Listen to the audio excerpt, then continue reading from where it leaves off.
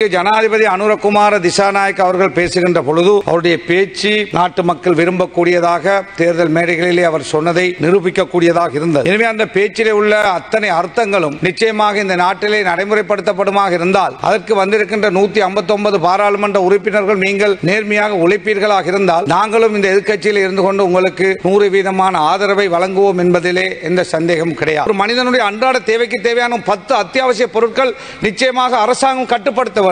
அரசாங்கம் ஜனாதிபதிக்கு கீழோ அல்லது பிரதமருக்கு கீழோ அல்லது நிதியமைச்சுக்கு கீழோ ஒரு குழுவை போட்டு நீங்கள் வாரம் அதை நீங்கள் பரிசீலனை செய்து நாட்டு மக்கள் பசியால் செத்துவிடக் கூடாது. எனவே அதை கட்டுப்படுத்த வேண்டிய பொறுப்பு அரசாங்கத்துக்கு இருக்கிறது. இந்த நாடு குட்டி சுவராகி இந்த நாடு நாசமா போவதற்கு காரணம், இந்த நாடு பொருளாதாரத்தில் அழிவதற்கு காரணம், இந்த நாடு ஒரு மோசமான சூழலுக்கு வருவதற்கு காரணம், கையேந்துவதற்கு காரணம் இனவாதம் என்பதிலே எந்த மாற்று கருத்தும் கிடையாது. அன்றைய இந்த சுதந்திரத்துக்காக தமிழர்களும் முஸ்லிம்களும் சிங்களவர்களும் ஒன்றாக சேர்ந்து உழைத்தார்கள். ஆனால் அன்று வந்த சிங்கள தலைவர்கள் தமிழர்களை வேறு கண்ணால் பார்த்தார்கள், முஸ்லிம்களை இன்னொரு கண்ணால் பார்த்தார்கள். இதனால் தான் இந்த தமிழர்களும் முஸ்லிம்களும் எங்களுக்கு இவர்களோடு சேர்ந்து வாழ முடியாது என்ற தனது அவர்களுடைய அந்த நோக்கத்துக்கு எதிராக அணிதிரண்டார். மத்திய கிழக்கு நாடு உங்களுக்கு தெரியும், மத்திய கிழக்கு இஸ்லாமிய நாடுகள் அவர்கள் இந்த நாட்டுக்குள்ளே தலையை புகுத்தி அரசியல் செய்வதல்ல. அவர்கள் இந்த நாடு பஞ்சத்தில் விழுந்த பொழுது, எண்ணெய் இல்லாமல் இருந்த பொழுது, யுத்தத்தின் பிறகு இந்த நாடு கஷ்டத்தில் இருந்த பொழுது கடனாக எண்ணெய் வழங்கியவர்கள். அதே போல இந்த நாட்டுக்கு சுனாமியின் பொழுது வீடுகளை கட்டி தந்தவர்கள், இந்த நாட்டிலே அதிக பாலங்களை போட்டவர்கள், இந்த நாட்டிலே அதிக பல்கலைக்கழகங்கள் வைத்தியசாலைகளை கட்டுவதற்காக நிதிகளை தந்தவர்கள். எனவே இஸ்லாமிய நாடுகள் அதாவது மத்திய கிழக்கு நாட்டோடு நெருக்கமான உறவை மேம்படுத்துங்கள். டெக்னாலஜி அந்த துறை விழுந்து கிடக்கிறது, அதை கட்டியெழுப்போம் என்று ஜனாதிபதி அவர்கள் சொன்னார். இந்தியா தொழில்நுட்பத்திலே உயர்ந்து நிற்கின்றது, இமாலயத்திலே நிற்கிறது, கனியவளம் இந்த நாட்டிலே இருக்கிறது. இந்த கனியவளத்தை வேல்யூஅடிஷன் செய்து இதை பில்லியன் டாலர்களாக உழைக்கக்கூடிய வளம் இருக்கிறது. அதற்கான வழியை காணுங்கள். ஈஸ்டர் குண்டு தாக்குதலுடைய குற்றவாளிகளை கண்டுபிடியுங்கள்.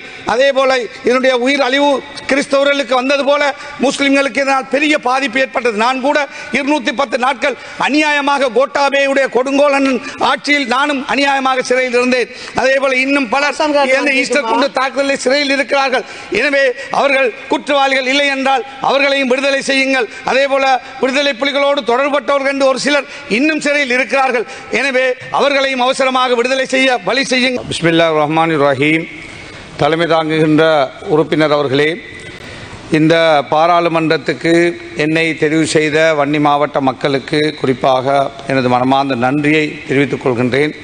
சாராயமும் பணமும் பாண்டங்களும் அதிகமாக மக்கள் மத்தியிலே வழங்கப்பட்டு மிக மோசமான அரசியல் கலாச்சாரமாக இந்த முறை வன்னி மாவட்டம் இருந்த பொழுதிலும் மன்னார் மாவட்டம் நான் நினைக்கின்றேன் 25 நிர்வாக மாவட்டங்களிலே ஒரே ஒரு மாவட்டமான மன்னார் மாவட்டம் மாத்திரம்தான் நான் சார்ந்த சஜப கட்சி வெற்றி பெற்றிருந்தது. எனவே அந்த மக்கள் அவருடைய தியாகத்தோடு எதற்கும் விலை போகாமல் வாக்களித்த அந்த மக்களுக்கு எனது மனமார்ந்த நன்றியை மன்னார் வவுனியா முல்லைத்தீவு மாவட்ட மக்களுக்கு நான் தெரிவிக்கின்றேன். அதே போல் என்னோடு சேர்ந்து போட்டியிட்ட எனது கட்சியோடு இணைந்து போட்டியிட்ட டாக்டர் மிக்ரா, ஹுனைஸ் ஃபாரூக், ரமணன், பாஸ்கர் ராஜ், ரசிகா, நிரோஸ், நீல்சாந்த, சுதர்சன் போன்ற வேட்பாளர்களுக்கும் என்னுடைய மனமார்ந்த நன்றியை இந்த இடத்திலே இந்த உயர் சபையிலே தெரிவித்துக் கொள்கின்றேன்.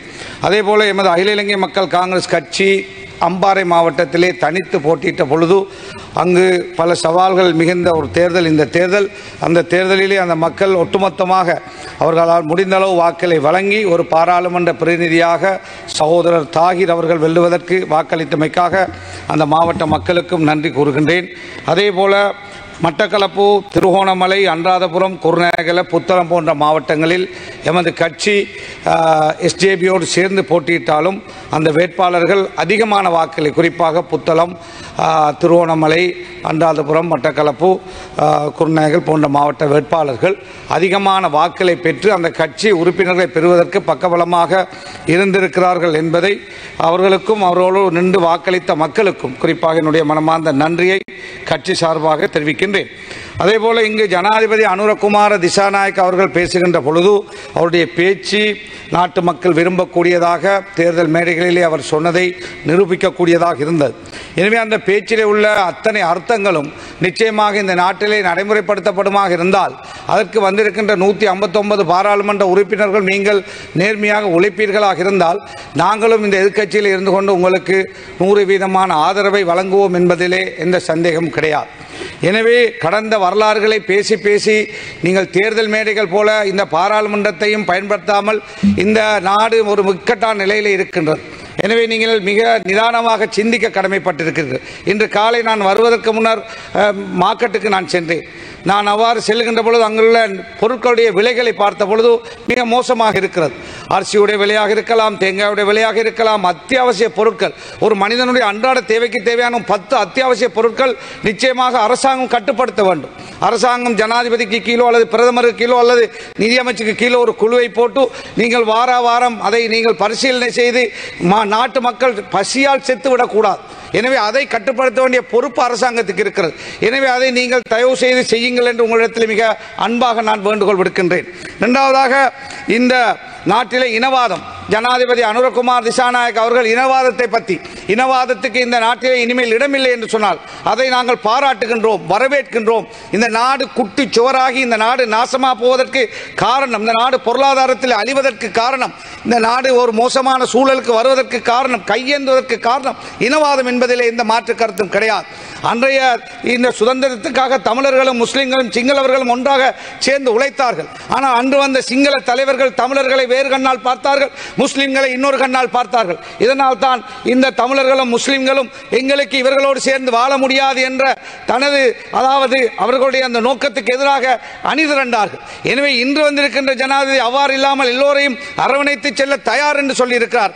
இந்த செய்தி இந்த நாட்டுக்கு இவ்வாறான இக்கட்டான நிலையிலே தேவையான செய்தியாக இருக்கிறது. இந்த நாட்டை கட்டியெழுப்பதாக இருந்தால் ஒரு இனத்தால் ஒரு மதத்தால் கட்டியெழுப்ப முடியாது. உங்களுக்கு யாழ்ப்பாணம் தொடக்கம் கிழக்கு மாகாணம் வரை உள்ள மக்கள், நாட்டிலே உள்ள மக்கள் மட்டக்களப்பை தவிர எல்லா மாவட்டங்களிலும் அனுரகுமார் திசாநாயக்க தலைமையிலான அரசாங்கத்துக்கு அங்கீகாரத்தை வழங்கி இருக்கிறார்கள். எனவே நீங்கள் எல்லோரையும் ஒரே கண்ணால் பார்த்து இந்த நாட்டிலே ஒரு நல்ல ஆட்சியாக உங்களுடைய ஆட்சியை செய்து இந்த நாட்டுடைய பொருளாதாரத்தை கட்டியெழுப்ப பாடுபடுங்கள். சுற்றுலாத்துறையை மேம்படுத்துவதற்கான விசேட திட்டங்களை மேம்படுத்துங்கள்.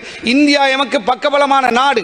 அன்று இந்த நாடு வீழ்ந்த பொழுது $4 பில்லியன் அள்ளி கொடுத்து மக்கள் பசியில் பட்டினி இல்லாமல் காப்பாற்றுகின்ற ஒரு பணியை செய்த ஒரு பெரிய நாடு.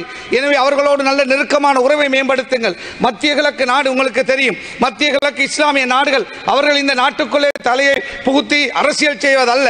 அவர்கள் இந்த நாடு பஞ்சத்தில் வீழ்ந்த பொழுது, எண்ணெய் இல்லாமல் இருந்த பொழுது, யுத்தத்தின் பிறகு இந்த நாடு கஷ்டத்தில் இருந்த பொழுது கடனாக எண்ணெய் வழங்கியவர்கள். அதே போல இந்த நாட்டுக்கு சுனாமியின் பொழுது வீடுகளை கட்டி தந்தவர்கள், இந்த நாட்டிலே அதிக பாலங்களை போட்டவர்கள், இந்த நாட்டிலே அதிக பல்கலைக்கழகங்கள் வைத்தியசாலைகளை கட்டுவதற்காக நிதிகளை தந்தவர்கள். எனவே இஸ்லாமிய நாடுகள், அதாவது மத்திய கிழக்கு நாட்டோடு நெருக்கமான உறவை மேம்படுத்துங்கள். இந்த நாட்டுக்கு நல்ல முதலீட்டாளர்களை கொண்டு வாருங்கள்.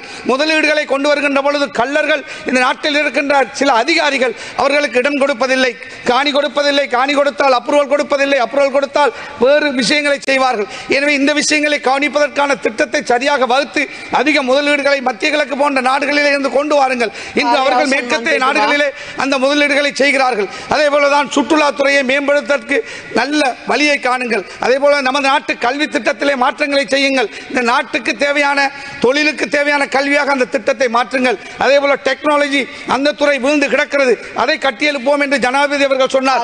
இந்தியா தொழில்நுட்பத்திலே உயர்ந்து நிற்கின்றது, இமாலயத்திலே நிற்கிறது. அவர்களுடைய அந்த முறையை பின்பற்றுங்கள். அவ்வாறு இந்த நாட்டை கட்டியெழுப்பதற்கு நிறைய வழிகள் இருக்கிறது, அதை செய்யுங்கள் என்று நாங்கள் உங்களிடத்தில் அன்பாக வேண்டுகோள் விடுக்கின்றோம். அதே போலதான் கனிய வளம் இந்த நாட்டில் இருக்கிறது. இந்த கனிய வளத்தை வேல்யூஅடிஷன் செய்து இதை $பில்லியன் உழைக்கக்கூடிய வளம் இருக்கிறது, அதற்கான வழியை காணுங்கள். அதே போலதான் உங்களுக்கு தெரியும், இங்கு ஈஸ்டர் குண்டு தாக்குதல் பேசுபொருளாக தேர்தல் மேடையில் இருந்தது, ஜனாதிபதியுடைய பேச்சில் இருந்தது. ஈஸ்டர் குண்டு தாக்குதலுடைய குற்றவாளிகளை கண்டுபிடியுங்கள். அதே போல இதனுடைய உயிர் அழிவு கிறிஸ்தவர்களுக்கு வந்தது போல முஸ்லிம்களுக்கு இதனால் பெரிய பாதிப்பு ஏற்பட்டது. நான் கூட 210 நாட்கள் அநியாயமாக கோட்டாபேயுடைய கொடுங்கோலன் ஆட்சியில் நானும் அநியாயமாக சிறையில் இருந்தேன். அதே போல இன்னும் பலர் ஈஸ்டர் குண்டு தாக்குதலில் சிறையில் இருக்கிறார்கள். எனவே அவர்கள் குற்றவாளிகள் இல்லை என்றால் அவர்களையும் விடுதலை செய்யுங்கள். அதே போல விடுதலை புலிகளோடு தொடர்பட்டவர்கள் என்று ஒரு சிலர் இன்னும் சிறையில் இருக்கிறார்கள். எனவே அவர்களையும் அவசரமாக விடுதலை செய்ய வழி செய்யுங்கள். அதே போலதான் இந்த ஒரு விஷயத்தை சொல்ல வேண்டும். இந்த அரசாங்கம் வந்ததோடு யாழ்ப்பாண முஸ்லிம்கள் மீள்குடியேற போனவர்களுக்கு ஒரு சின்ன அபிவிருத்திக்காக 8 கோடி ரூபாய் நான் ஒதுக்கீடு செய்தேன், அதை நிறுத்தியதாக நான் அறிகிறேன். அதே போல புத்தளத்திலே பாதைகளுக்காக நான் ஒதுக்கிய 10 கோடி ரூபாய் ஒதுக்கியது நிறுத்தப்பட்டதாக அறிகிறேன். எனவே ஜனாதிபதி அவர்கள் இந்த விஷயத்திலே கவனம் செலுத்தி அந்த நிதிகளை விடுவித்து அந்த மக்களுக்கு பயன்பெற வழிவகுக்க வேண்டும் என்று கேட்டு இந்த சந்தர்ப்பத்துக்கு நன்றி கூறி எனக்கும் எனது கட்சிக்கும் வாக்களித்த மக்களுக்கும் நன்றி கூறி விடைபெறுகிறேன். நன்றி.